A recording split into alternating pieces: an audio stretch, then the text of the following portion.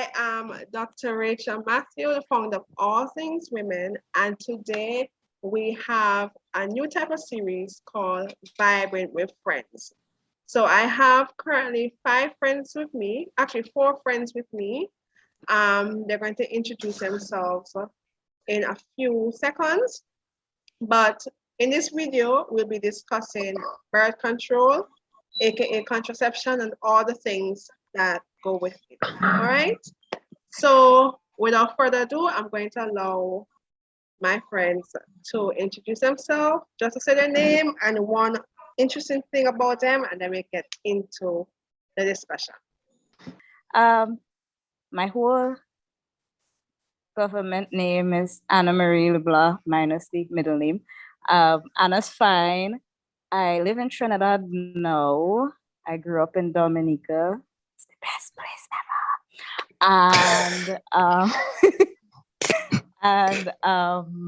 What else? I work in banking, and I like books and talking about stuff. Anything, almost anything I'm willing to talk about. Awesome. Yeah. Hi. Welcome, Anna. My name is Anel Isaac. I am from Dominica. I am a crisis and disaster specialist, management specialist, and I work as a GIS mapping officer as well. And more importantly, for this case, I am a friend of Dr. Rachel Matthew. Welcome, Arnel. Welcome. My name is Jordan Linton. I am Dr. Rachel's little brother. I am a primary school teacher and a computer science university student. My hobbies are reading, martial arts, and just enjoying life. All right, awesome. Welcome, bro. Okay, my name is Sandy Bruno, and right now I work in manufacturing for a healthcare company. So I do nothing with patients, thank God. And yeah, that's about it. I live in San Francisco right now. Okay, welcome, Candy Ray. Awesome. What are your views and experiences with birth control? Who wants to go Okay, first? so since the prayer pointed me to start, I would say, just to give a little sort of funny story, my first experience with the idea of birth control happened when I was about 8 or 9. I was a very curious little child, and I said to my parents, well, Mommy, Daddy, I have a question. Why do people cry when they get pregnant and say they didn't want to be pregnant? There must have something people using to not get pregnant, and when they say don't work, then they cry. My child. And my mother was like, go outside. Typical Caribbean parents.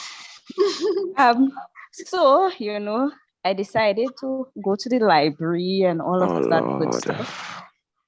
So I found out all on my own. Killing me. And when I came back with the book and I said, Mommy, there's this thing, and it's called contraception. And my parents are very, very, very good Catholics. Needless to say, that did not go well. They what? Your parents are what? They're very staunch, good Catholics. Oh, yes, I get you. Mm-hmm. So that didn't go well. I can imagine. So so that's how it started. I guess that never really left me per se. So that was how I started asking a lot of questions as I got older. Okay, so why is it, just for disclaimer and information's sake, officially the Catholic Church does not endorse the use of contraception. Family planning, yes. Contraception, no. And so that is how I got into wait, I heard a noise. What was that? No, that was my confusion. Oh, okay. So we could get to that actually. But that's how I asked a lot of questions, and I wanted to know about different methods and different, how do I have these discussions with people? What do I say? Mhm. And I think when I was 18, I got diagnosed with PCOS, polycystic ovary syndrome, PCOS, however we abbreviating it today. And one of the things they offer to help alleviate symptoms is birth control. I lasted a whole 4 days. I did not sleep a wink in those days. So that Provera, anything with hormones, clearly gives me insomnia. So it's not been a good physiological experience, and I guess part of that as well is why I that plus my parents is how I ended up looking into like fertility awareness based methods of family planning and those kinds of things, which also kind of helped me track my PCOS symptoms and be able to see exactly what was going on in my body. And so yeah, that's me. And oh, the other thing though, medically with male doctors, I get a lot more judgment when it comes to birth control, where they will ask you, "Are you on birth control?" And I said, "No. Why not? I'm not sexually active, but just in case. So if I go into have sex with a random man, what you worried about first is not STDs, it's pregnancy. Just throwing that out there." But yeah, in my experience, female doctors are a lot more willing to kind of work with you, ask you if you're sexually active, if you're using any sort of method, what, options you have, whatever. Male doctors are like, you need to start taking pills. Or, oh, you're one of those irresponsible ones. Get an IUD. And I'm just like, hi, we're not touching anybody. Why do I need this? Mhm. So that's my medical experience for that as well. Before we go on to next further, can you explain a little bit about the fertility awareness based methods for those who don't know or understand what that means? Okay. Like Okay, me. so fertility awareness based methods um, generally don't make use of any sort of hormonal contraception or anything like that. In most cases, they don't make use of barrier methods either. There's some which permit it, but largely it's about monitoring your signs of fertility. So, you know how women go through cycles, there are different Mhm. parts of your cycle where you are fertile and infertile. And so, by monitoring your symptoms and being able to track those symptoms, you'll be able to estimate your fertile window. And if you are trying not to get pregnant, you're trying to avoid a pregnancy, you will be able to have intercourse in those times when you're not fertile. And if you are trying to become pregnant, you will use those fertile times as a time to have intercourse. So it works both ways. So it's Is basically the mechanical calendar or Brexit? the rhythm method. No, calendar and rhythm Mhm. are actually not considered because those just mark, Mhm. okay, well, that was your past cycle and this will be your future cycle. This would involve, depending on the method, Mhm. monitoring cervical fluid and or monitoring temperature. And so you deal with your current cycle as opposed to basing it on like your past cycles like rhythm or standard days or anything. So yeah, so what I use is symptothermal, which is your temperature and your cervical fluid. What you will see most often associated with Catholics, although it was developed by doctors in Australia, is the Billings method. So that would be just cervical fluid alone. Okay. All right. Interesting. I learned something new today, right? Because I'm familiar with the Yeah, calendar and rhythm method, right? So yeah. I learned something new today. Which don't really work very well, but Well, for by me, comparison. I have been okay. I get you, but I've been tracking my period, and because I'm in tune with my body, I know exactly what's going on with my body. I know without even looking at the app on my phone. I always know when I'm ovulating. I have, Yes, so unfortunately, I have that would have. yeah. Unfortunately, my ovulation period is not very, but a little painful. All right. And I can Yeah. tell on which side I'm ovulating, if my left or my right I know one. that Yeah. feeling. I can have a little tinge of blood in the Yeah. mucus, right? All you see, all those things I would have to go Yeah. through. So I can tell when I first Yeah. tried to experience it was 2 years ago. And my dear friends, I went to the doctor because I'm like, I've never experienced this before. So I went to the doctor and I said, I contacted the doctor and I said, XYZ, I've been experiencing this for a couple, because I watched it before I went to the doctor. I watched it like for 4 months. And I said, this is not normal for me. What is going on here? And I thought of the worst things ever that I had, right? Cervical cancer. I was one of the worst things ever. So then eventually when I went to the doctor and I went 1 or 2 times because she said, look, watch it some more, right? Because she did her exam and everything and she didn't see anything that was wrong. She said to watch it some more. And then we noticed every month it was taking place and it took place like every 27 days because I have a 27-day cycle, right? Mhm. So it took place around 14 days prior to my period. So I realized that and I said, wait. When I went by the other time, she said, this is middle Smith's. Middle spirits, yeah. Yes, because I'm having painful period. I'm seeing spotting painful ovulation. I'm seeing spotting. And then I was good. It's painful at times, but the point I'm making is very good to know your body. And you were saying, so for the cervical mucus, what exactly you do? You just look on your underwear or you actually place your finger in? What do you do exactly to monitor? Well, for each woman, it is different. Generally, I would check like underwear or tissue, like if I was absent-minded during the day, you just wipe and you check. So you would check for the changes in the cervical mucus, it's stretchier during ovulation and then it will be sticky and dry and, different days you Yes. won't have any, those kinds of things. So you monitor that. The temperature helps to detect when ovulation has passed because you'll have a temperature elevation on the 4th or 5th day after you ovulate.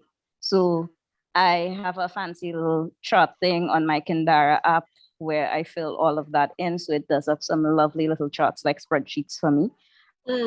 And so even though, because my cycle length is not irregular, but I know it's 16 days after that spike in ovulation, I will get my period, even when the app would be off because I just set it to 40 days.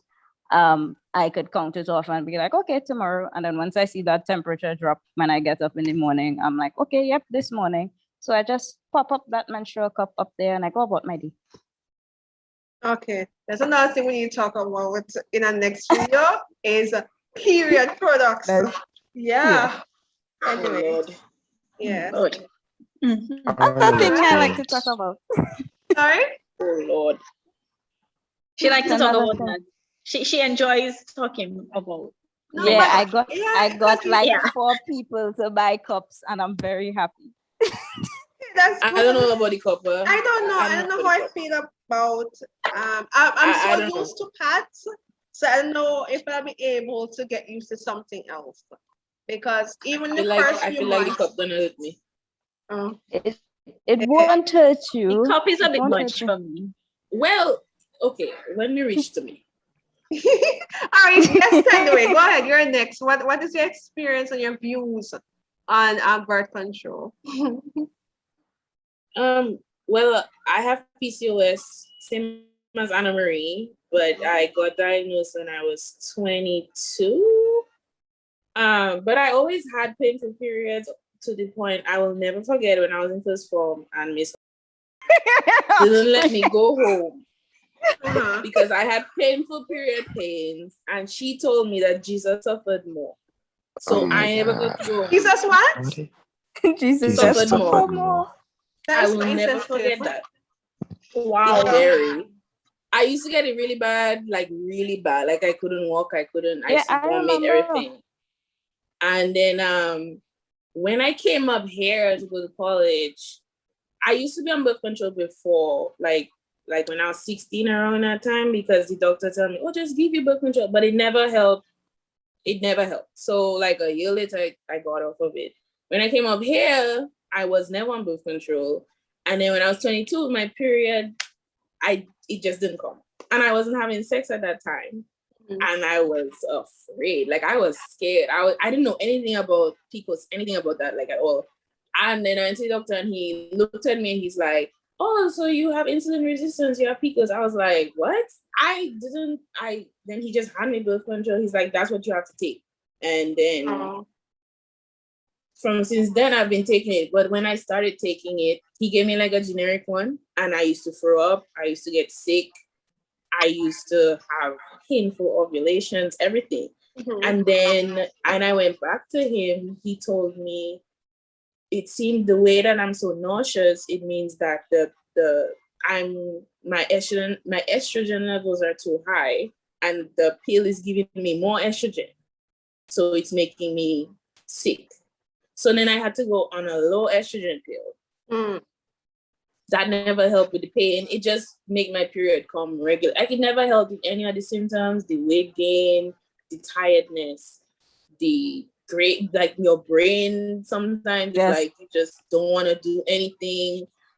Like it sometimes is really bad. Like the pill doesn't do any of that. So I remember my mom was telling one of the doctors about it, and he sent up metformin for me.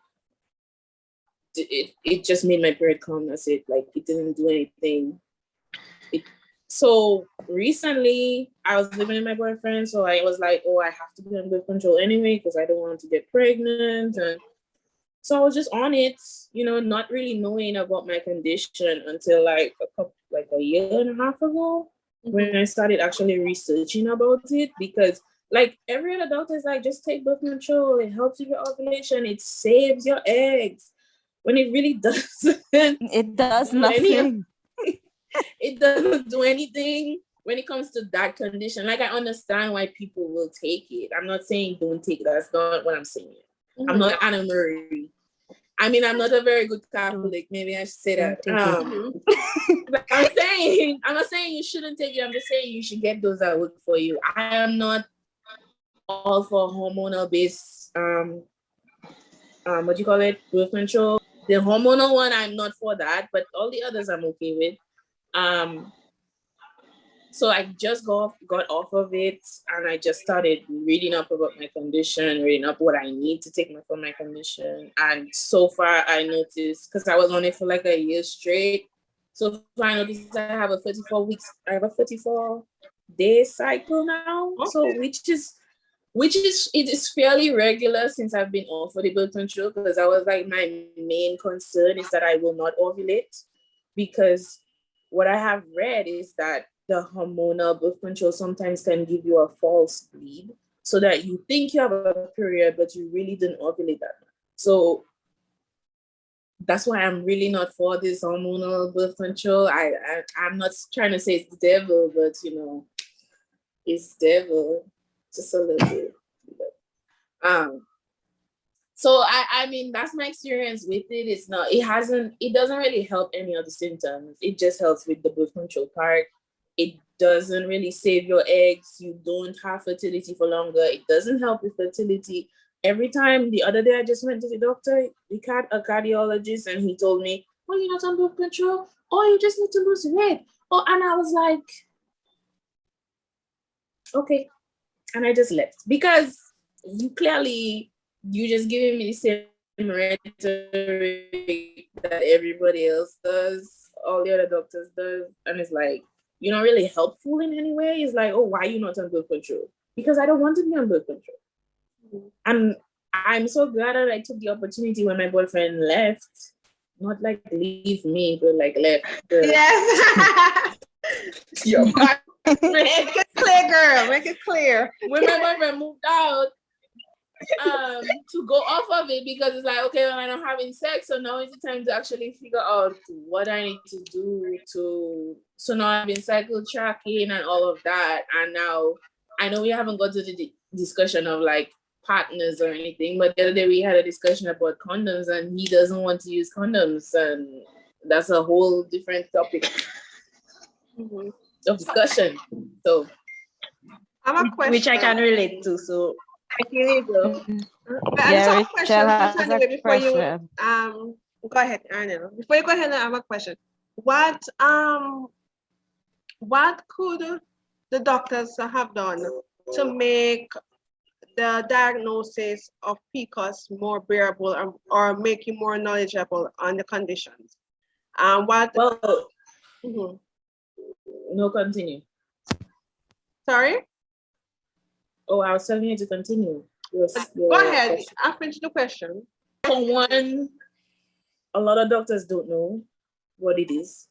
Like, he just assumed I was pre-diabetic, and he was like, this, you need to do this, and I'm like, you don't, this is the first time you've seen me. You don't even have like a medical history of me or anything like that. Like, he was this old white guy. So I mean, I understand at the end of the day, he's an old white man that not willing to learn anything, so that's fine by me. But it just, I'm sorry, but it was not a very good experience. It made me very uncomfortable, and I felt a little like pushed aside.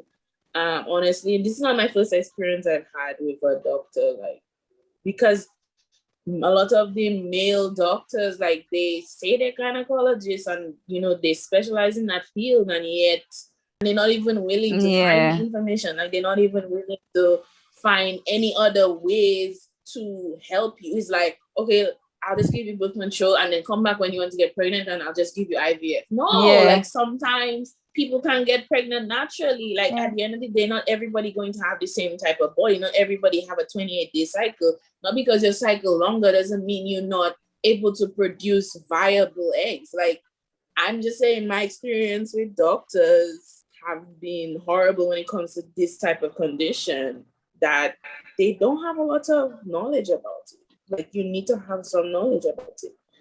So you're saying that they're not getting a chance to get to know you as a patient. They just no, it's like they a just robot. give you it. The same thing for every patient. That's how you feel.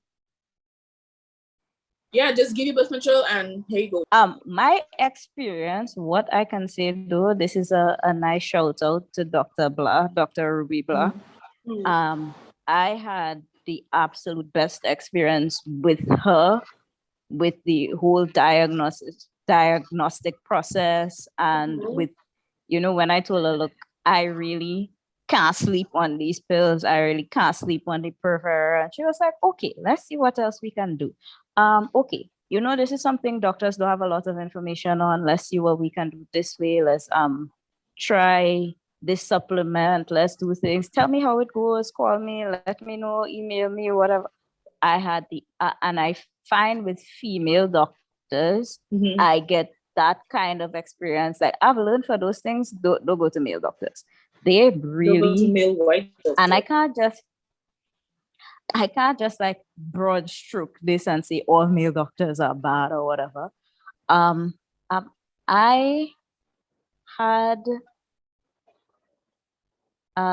much worse experiences generally. There've been 1-2 male doctors that were okay, but yeah, generally male doctors, I've had a much worse experience. So I don't know if it's because they never had to be in a position to take birth control themselves, that they don't, understand, or whatever the case is. But I mean, that's just not how to treat people, I guess. They don't have a lot of compassion, I feel like, because it's sorry like, to hear that. Okay, next patient. But at the end of the day, you're not getting to actually know what is going on with your patient. And that's the downfall of certain doctors. I'm just saying, like, you cannot be, okay, I want to be a doctor, but you short with people. It doesn't make a lot of sense to me. And so there's a downfall of our overburdened public healthcare system too, unfortunately. When you feel so rushed when you visit doctors. Yeah. I'm sorry that y'all feel that there's no compassion that is extended onto you. And I'm sorry that you leave the appointment not knowing or understanding exactly what is going on. That because it shouldn't be so at all. My experience with birth control. I think the first time I came across birth control was the first time a doctor recommended birth control to me, I was 17. just leaving college, I experienced a lot of things was going on with me. I had some stomach issues. I was experiencing weight gain. My period started getting irregular. And the doctor was like, so I gave him this list of symptoms that I had. Granted, I did not think it had anything to do with my cycle. I just think that my cycle was being thrown off because of the other symptoms that I was having. And his first thought was like, okay, well, since you're having irregular periods now, and I've always had bad cramps. I've always experienced horrible cramping. He's like, okay, well, let's just put you on birth control. And I was like, okay, but what about the other stuff? And because I was so young at the time, I told him, let me talk to my mom. Let me do a little research and then I will get back to him. So when I went home and I told my mom, okay, well, he thinks that I should go on birth control. My mom was like, no, because birth control make you gain weight. And then my boyfriend at the time was like, no, because then you can get cancer. Also being a very staunch Catholic, he was very much against contraceptives. So there's also that. And then, so I was like, okay, doc, maybe not birth control. But I went to another doctor only to find out that I had a completely unrelated medical issue. And that was what was causing my periods to be irregular. So I don't know why doctors like to think that the first thing they should go to is birth control. I cannot tell you why, but it is what it is. Fast forward many years later, when I started becoming sexually active, I'm a person, I don't like to take medication. So that everyday pill, same time, everyday thing was just a no for me. And then I was speaking to, I've always had conversations about birth control, speaking to Tandiwe, speaking to Anna Marie, because they like to research these things. So I kind of go to them for the information instead of me having to research myself. Yes. And I was considering getting the IUD, but I don't feel like my body would accept it. Why? I don't know. I just have a feeling that my body would just reject it. My body doesn't like anything foreign. So I didn't want to take the chance. And then I was thinking of getting the injection because that's basically the three options we have here in Dominica: the IUD, the pill, or the injection. And then a friend of mine was like, "You're going to blow up. If you take the injection, you're going to blow up." No, a lot of people do. Will have and that make people put on weight. Progesterone-based it does make people put on a lot of weight. Yeah. Well, let me tell you, that was enough. And I was like, okay, then we'll have to find other methods of birth control that aren't pills and hormones and everything else. I just basically started looking at my cycle and figuring out what's going on with my body and go with the motion accordingly. We need to go to that condom question, I'm telling you. I'm wondering about that. All right, go ahead. I have no clue what you're talking about, but go ahead. Because no one's mentioning the condom situation, similar to Tandiwe's. We need to, when we get to the question, we'll answer. Okay, when we get to the question, we'll answer. All right. So for me, I first got introduced to contraception at around the age of maybe 11 or 12, around that age. I suffered from terrible acne, which played a lot with my self-esteem. I had precocious puberty. Precocious puberty is when you start having your go through your pubertal journey at a very early age, so from 8 or earlier than that. So I started my period at age 8. That's what I remember, age 8. And so yeah, very, very early. And I think a year or two prior. All I know that I had breasts for a good amount of time. I had breasts when I lived in Guyana.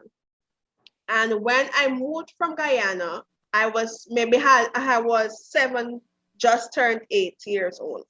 So if I had breasts in Guyana and from Guyana I went to Dominica and lies. From Guyana I went to No, you went to Montserrat. and I would have started grade 4 in Montserrat. And when you grade 4, you either 8 or 9. And I had breasts before then. So do the math. That means at around maybe, I don't know, 6, 7. Anyway, that's crazy. So let's say 7. That sounds a little bit more normal than saying 5 years old. All right. So I had it from young. And the thing about how puberty works is for women, how it starts off is the breasts come in, you have your breast buds, so that's a little puny size, and then it develops. And the breast development is a predictor of the period to come, right? So your breast develops 2 years before you start to see a period. So around 8 years old, I started to see my period. So if all of that, the acne started to come. And I had sebaceous cysts. I had some terrible big old cysts. And I tried everything. My parents tried everything under the sun from the time I started acne development up until I just gave up. So prior to my preteen years, so it was prior to 11 or 12 years old, I was in total intakes. So everything you can, Claracel, Neutrogena, a whole bunch of stuff that I no longer remember. I took every single thing, right? Aloes, And in terms of rubbing home alcohol. remedies, yeah, aloes, hydrogen peroxide, warm water to burst My the goodness. Sulfur mud. a whole heap. How years been playing for? Ever. He was there, part of the experience.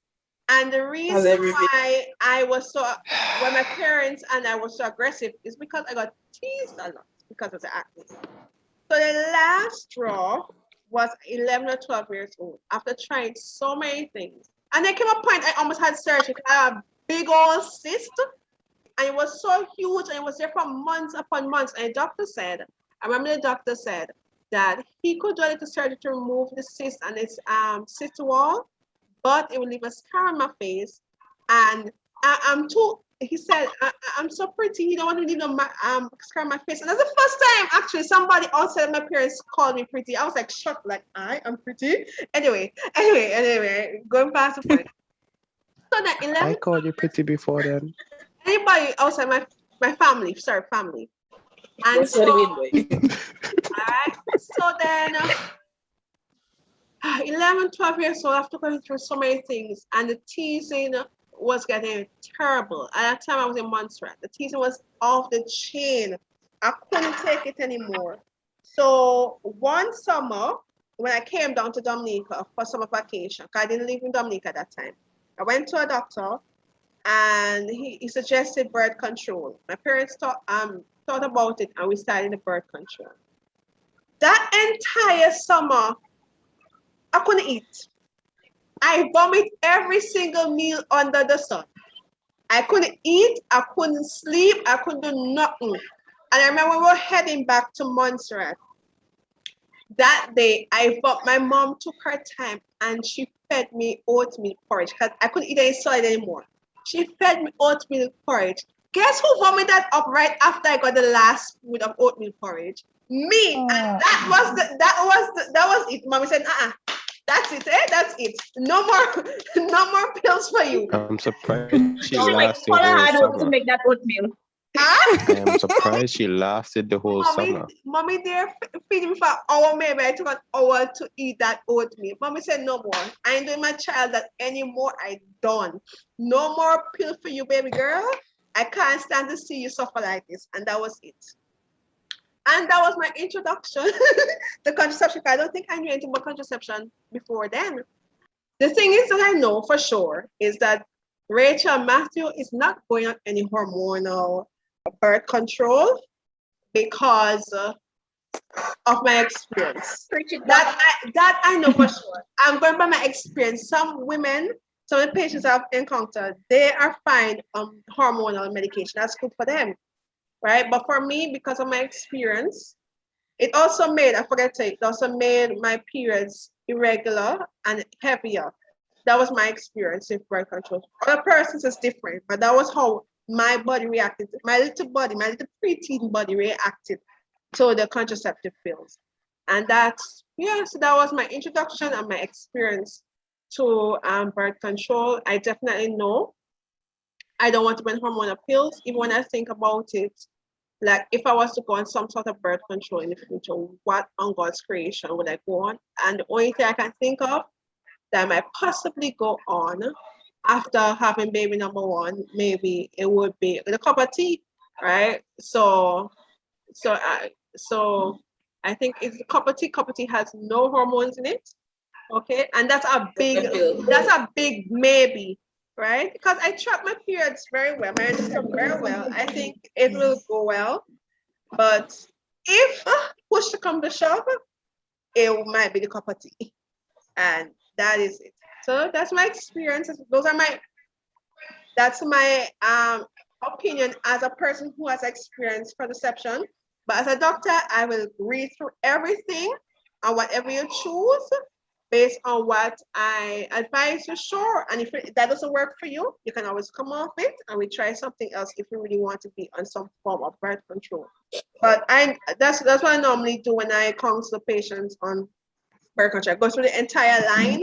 There are some birth controls that are for certain persons. So if you're very sexually active, having sex with Tom, Dick, and Harry, especially at the same time, you are at increased risk of STIs. So normally intrauterine devices are not advised for such persons. Okay? Or if you're with someone and you know that person is sleeping with Mary, Ashley, and Rebecca, and you stay with that person, you're at increased risk of STIs. So Tom, Dick, and Harry too. So yes, so IUDs are for persons who are at increased risk of STIs for sure. In terms of contraceptives, I can't tell you when I first came in contact with contraceptives. I don't remember. What an interesting tidbit though is that during fourth form up until sixth form of community college, I actually used to sell condoms to other students at school. One of the reasons is because back then, I don't know why, I looked much older than I look now, and I didn't have a beard. So I just looked older, so I could go in the stores and pick them up and no one would question it. And as a student, I noticed a lot of those around me were very, very highly sexually active. But because they are children, they are scared and, it's just kind of weird for them to go and buy condoms. So a lot of the time they just ended up raw dog. And that's not very healthy for one, because I know that if that guy Tom is over here, I know he was with that girl over there, and that teacher down there. So some protection needs to be done. And after a while, the first time I tried at a Chinese store, because Chinese less likely to care. I bought a set of packs, came up to around like $50. And Chinese store. I'm gonna be honest. I bought $50 worth of condoms and I sold them all out for like $100. Yeah, I doubled the price and sold it back. And then I bought $100 worth, and then I sold that for $200, and I just repeated that cycle. So that's kind of how I got my pocket money back in high school and college. It reached the point that the guys used to come to me and ask me what other types of brands I could get them, if I could get them the not really the edible, but the flavored ones and so on and so forth. Interestingly enough, for the guys, it was a really big achievement to get with any of the girls around their own age. Yeah. Because reason being that the girls were much more interested in going for the older guys. Generally. Generally. No, when I say jumping on the other guys, like hunting the other guys, to the point that it was kind of creepy. I'm not gonna What lie. school did you go to? So I sold. It reached the point that when I coming to college, I was selling to other college students at that point. I stopped really selling to those below fourth form because I started talking to them like, yo, you kind of too young for this. Ease back. Try to like, restrict yourself. And if you're gonna do it, if you want me to sell to you, get a girlfriend. Get an actual steady girlfriend because this running around the place story, you're gonna I straight up said you're gonna get yourself AIDS. Get yourself a steady girlfriend or stop swinging around. You're not a monkey. Uh,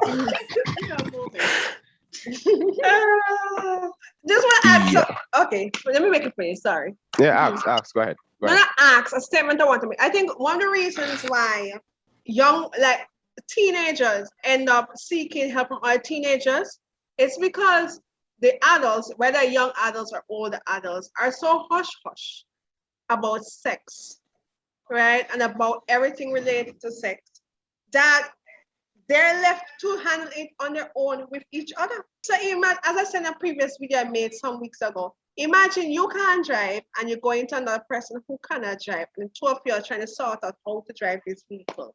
In a must crash, right? Not necessarily. If it drive, you might not drive for long, or you might end up driving off a cliff. Okay, and that's a sad thing. Sex is so taboo. But for some reason, perverted conversations about sex aren't taboo.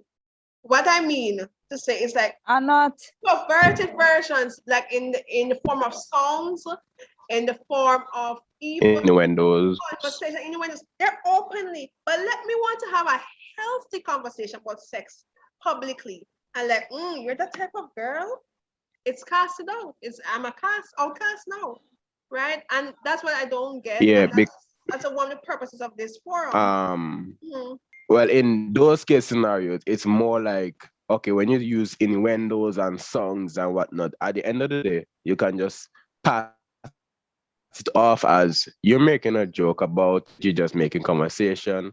But when you start having healthy conversations about it, it then becomes a situation like you're showing real and true interest and you're asking questions or you're speaking from experience, and that's not something most people are willing to discuss. So because of their own embarrassment or for whatever reason, or lack of confidence in what they are doing, they don't want to discuss it with others. And if someone else brings it to them, their chances are they're going to shun them about it. And it's also a community norm, or societal norm. So it just ends up that way. Yeah, but I think also so yeah, too, that because was I was saying, I think also too that because a lot of people, and it's not something we as a West Indian society like to talk about, but a lot of people encountered their first sexual encounter through abuse or through like advantage of power or something. I talked to a lot of people who grew up in foster homes, both in Dominica and in Trinidad, and boy, these boys out there suffering. They will watch you and tell you, I lost my virginity at 11, 12. And I'm like, where are you finding these 11, 12-year-old girls? Big woman, the woman that was cleaning the foster home, the teacher in the school, the somebody. And that is your first experience. So it's not, I mean, Not even even if foster a lot home, of the these boys, normal it kids. wasn't. Normal Boys boys, growing up normal with their kids. mother and their father, normal their like uncle normal and parents, situations. friends, their Let's parents, not so their on and talk so about on. teachers, their family neighbor, secrets. whoever. Yeah. And the thing is, like, if that is your first experience, now imagine you become a parent. You cannot sit down and have a normal, like, especially if you've never really talked about that, you cannot really sit down and have a normal conversation about sex with your children, or, you know, you will be embarrassed when sex comes up. And then when you're like, I know, like, a lot of people like to make jokes about my parents because there's six of us. And they'll be like, you don't have TV. And it's like people will cover me. And then my father, oh God, I so wish the ground could open up and swallow me. And my father will be like, it's a sad day when the evening news is more entertainment than your wife. He's like, I used to be like, I love this guy. He has his priorities straight. and the man was like, I don't have a TV. A TV. I remember having a lot of sex conversations with my parents, honestly. I mean, we I'm never like thinking. they told me about like what it was and whatever else. But I mean, other than that, it is just like we just kind of presume, yeah, they have a very happy life, everybody watching TV, and then all of a sudden they disappear and you realize wait, they're in their room and the door locked. Oh. I did walk in on Like, that one time. No, I mean, trauma. I did. I was Traumatized. Trauma. Oh my god. I don't envy you on that Anyways, one back though. on topic. yeah, the Well, envy. I can still see it in my mind. That's how bad it is. That's how Yeah, traumatic. let's move away from the trauma, people. Let's move away. Where was I?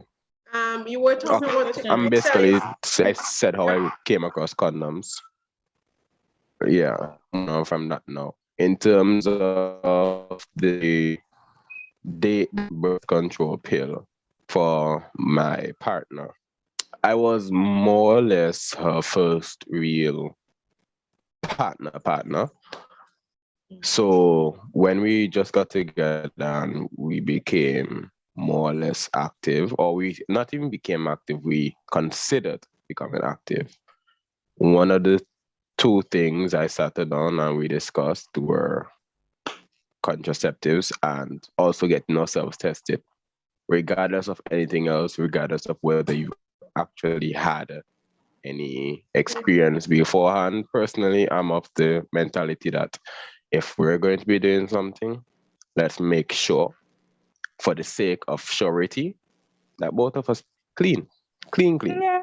So we got that out of the way, and a mature conversation. she has an older sister. Yeah. Yeah, she has an older sister who she know is on a certain brand of pills. So she was okay with the idea of going on birth control. So she tried it.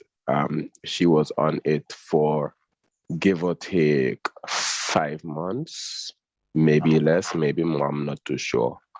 But during that period of time, one thing she pointed out and complained to me about is the fact that there were just regular, sometimes regular, sometimes irregular, just random spotting, like just spotting, to the point that she was actually starting to get paranoid and scared, and had to go to the gynecologist for it, and eventually she just came off of it. So we decided that until she gets a chance to actually sit down and have a proper discussion with the gynecologist as to what other brands she can look into, because just changing the name of the brand isn't going to help if you don't know what exactly is in the birth control that might be affecting you. So until she can figure that out, it makes sense to be continuing. So personally, what I decided was just stick with condoms. As a guy, I can tell you that they are not exactly the best things to use. We can tell you as women, it's not nice either.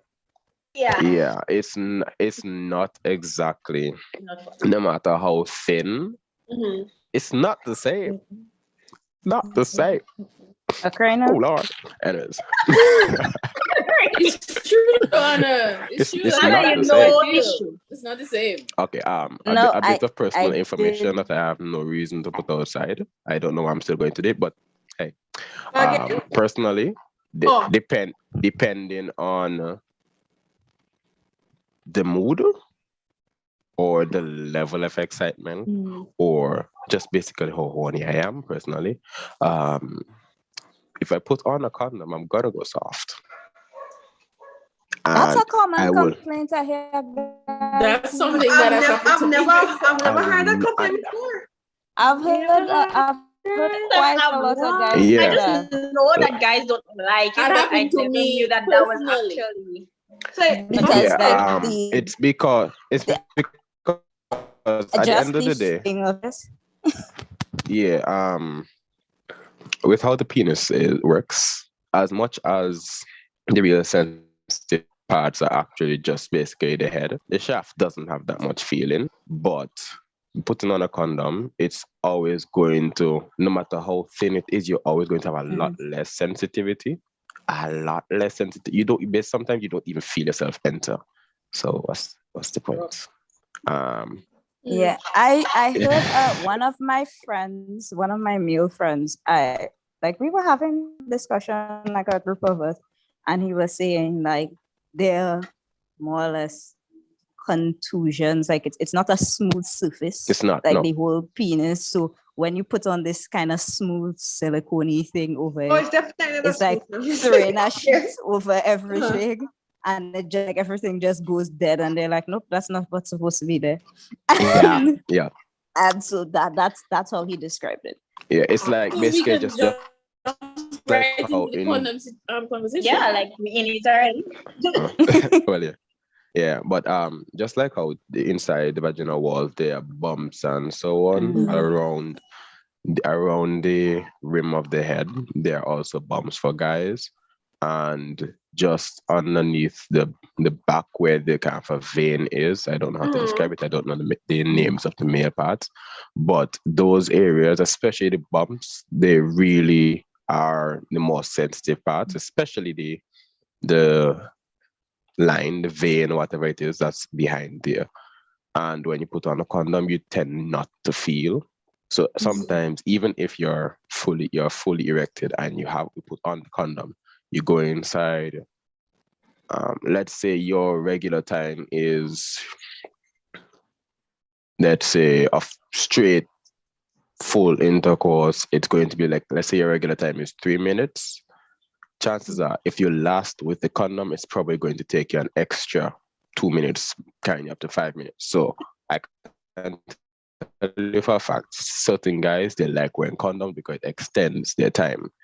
But at the same time, the downside of that is that because those areas are no longer feeling as much, depending on how lubricated the girl is. Actually, the more lubricated she is, the less I am going to feel it. So, and chances that the more lubricated she is, it's the hornier she is. So it's going to leave both parties unsatisfied because I'm going to go soft because I can no longer feel myself going in and out. So that's the downsides of condoms, in my opinion. And it's a very pretty bad downside as far as I'm concerned. Um, j- I just have one more experience with a different contraceptive. It will be the emergency planning pill. So we can come back to the condoms after that. The emergency planning pill or the plan B or the morning after, it goes by many a name. The Superman of of recovery. Yeah. Oh, Financial color. The only real thing we have noticed it's that it either makes your period come a bit later or a bit earlier. earlier. Or not a bit earlier. Sometimes it comes like a whole 2 weeks earlier. And Depends. depending, it might come earlier and still come when it's supposed to come. So it's like, Period month, yeah. That's true. yeah. But yeah. So those are my experiences with contraceptives. So let's go back to the condom talk now. Someone had an interesting Alright. story. All right, JT. Good contribution. I learned quite a bit of things about the condom because What I I I don't know. think never men think are someone had men an really interesting that story about condoms. vulnerable. Because I've never heard a man so vulnerable and say that the condom causes X, Y, Z. All they mostly say is that they don't feel the same way, and They believe don't that, like it. that they don't explain. Well, I They mean, You don't need explain to what have a man that can communicate with no, you. well, I mean, Honestly. I JT guess from has my is a good communicator. experience, because I have more male friends, and I guess I'm very open about like sexual matters just for education's sake. Like I don't know if Arnel was there when I grew up. We had we had the trio, let's call them the Marine trio from UTT. And I drew up the whole women's cycle thing and all this thing. And we had the whole discussion. It's still guys. The youngest one was like 28. Probably. And I'm just like, so this is this. And this is how birth control hormonally affects this. And this is that. And I mean, I tell them about stuff. I've shown guys my menstrual cups. I guess because my thing is, I guess I'm not in a situation where it's a kind of like a sexual thing in terms of an intimacy, a sexual intimacy. And they do feel the need to impress me, that they're more open to having those kinds of conversations. But I don't know. Because I mean, if you're trying to impress, or there are some men who have talked to their wives, but like your wife or somebody you with for 5 years versus somebody you with for 6 months. I mean, you might be more open to having that kind of conversation. I'm glad I don't try to impress people. I mean, I've been in a relationship for 5 years. Forever? 5 years. Okay. Please get your facts straight before you get This knocked out. I'm sorry. This one I'm giving 5 years. I think. Anyway, so I had that situation where he was tired, right? He wrecked and he put the condom on and nothing happened. Like it was just, that's it. Because at the end of the day, especially if like he used to buy like the thin ones, like the Trojan skin thin ones, whatever, that I understand why now after me being on birth control and us not using condom, that now he's like, yeah, I don't want to go back to condoms. But he also don't care if I get pregnant. So in my opinion, right, I don't want to get pregnant right now. He want me to get pregnant right now. I don't want to use condoms. He don't want to use condoms. So I don't know what we're gonna do. I don't know what we're gonna do. That's just my, I don't know what we're gonna do. I guess the The question, only thing I can do is cycle truck, and even then it's still, that's a big risk here. but he's not here right now, so I'm fine. One advice for any guy that will eventually watch this. Ribbed and studded condoms actually do help quite a bit for both parties, depending on. I've never tried it personally, but I've heard that you could just flip them inside out for the guy's pleasure, and yeah, people have said it. What kind of Flip condom? them inside out and wear them. The ribbed the and ribbed studded and studded ones. the ribbed and Personally, I don't like the Yeah. red ones. So that's just me. I personally like the studded ones to an extent. What I have noticed is that when the studs rub against the vaginal walls, it does send back some extra sensations back to me. So it works. In comparison to the completely smooth silicone, just slide and gone. Like it. I'm not here to play games, and I feel like I'm playing a game. Wow. That type of stuff. Yeah. All right. Just to make a point, or to add something to what Sandy said. One partner wanting to try, next partner wanting to try, one partner wanting condoms, this partner wanting condoms. I guess the major thing is, when it comes to those kind of conversations, is, do you want to have a child with this person? That's how I look at it. Like, I mean, like, I do, notice, but like, That's not the only I'm talking- factor. I think it's There just is finding there things is more than just do I want a finances, child with there this is person. I'm getting to another there point. is your goal. No, I'm getting to another point, because based on my observation with how I see couples interact, and there's hookups and what's next term? One night stands. So for you have to be so careful who you procreate with. So that's my question. Friends Some with benefits. what I've noticed, some of the baby mothers I've interacted with, they have 6 children with a man, and they don't want to tie off. And you know what the reason is? I haven't found the one as yet. 6 babies with one man, and they haven't found the one as yet. They haven't found they're Prince Charming as yet. So Well, Keep with looking. you. yeah, Keep the looking. dependency is an I'm pretty sure he's emotional gonna want factors. 6 children, I 6 don't stepchildren. understand Go that. ahead. Like, is this a person for you? Is this a person that you want to pass on your partner's gene? Sorry, is this a person who you want your children to be like, who you want to pass on his genetic information to your child? That is All that those, is Well, I can before you have answer sex. for you, That is Rachel. before. So yeah, If you that's can, true. if put on your clothes and go home. And personally, even for people who are not religious, to me, like I will always tell people, if a person is not sure if they want to marry you, don't feel like, okay, well, we can research it. I- I'm just like, look, if they can't stand being around you, permanently entangled, because marriage is the most legally significant thing besides dying you can do. Like if that is a scary thought to them, put on your clothes and go home. Mhm.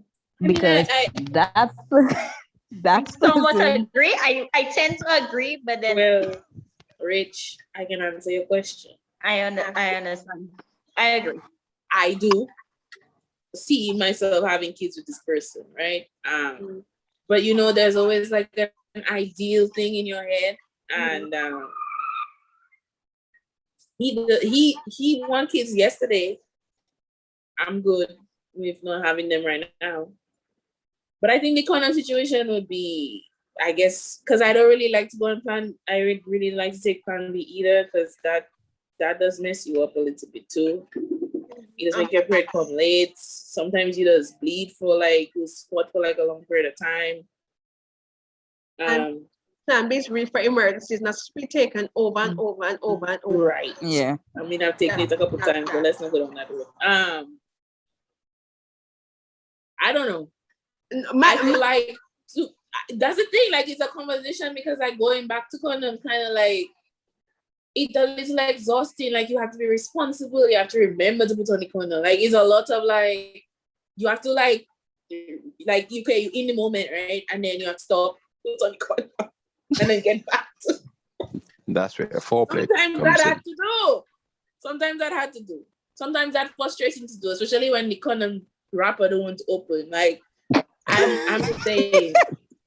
No, it's because you're frustrated when you come up for the opening, you know. Exactly. And then you have to go and get another one, and then you just sit down there waiting and say, I agree. okay, well, I Kills don't the want to mood. do it anymore.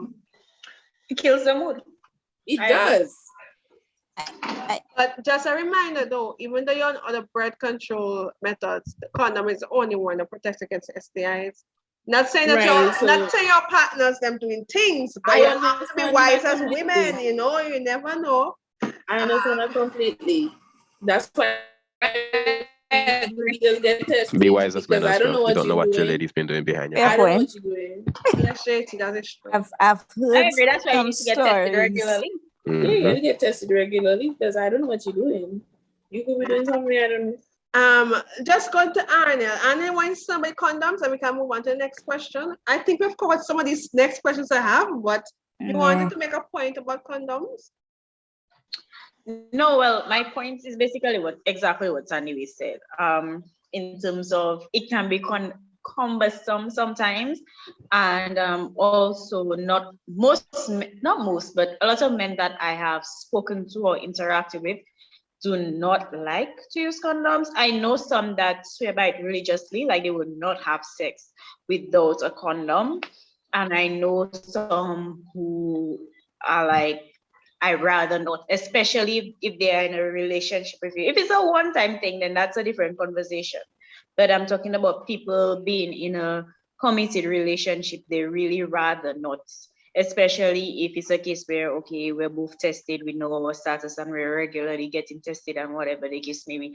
They don't like it because they just feel like it kills the mood. It doesn't feel as good as not having a condom on. So I think I know both sides to the spectrum. Yeah. but before we move on, the one other thing I think nobody's really touching on, and is that there is a physical barrier between you and the other person. And in as much as you aren't really consciously thinking about it, to me there would be an intimacy like difference Block. there. There Mhm. is. Mm-hmm. Yep, And so like there is. what however you turn it. And I think people don't give a lot of credence to like the emotional and the like spiritual and all those aspects of sex. That Mhm. when you have a physical barrier there, you are impeding those like facets of it. It is. I agreed. It becomes just something you're doing Yeah. instead of something you're supposed to both enjoy. Enjoy Yeah. and experience. It's an experience at the end of the day.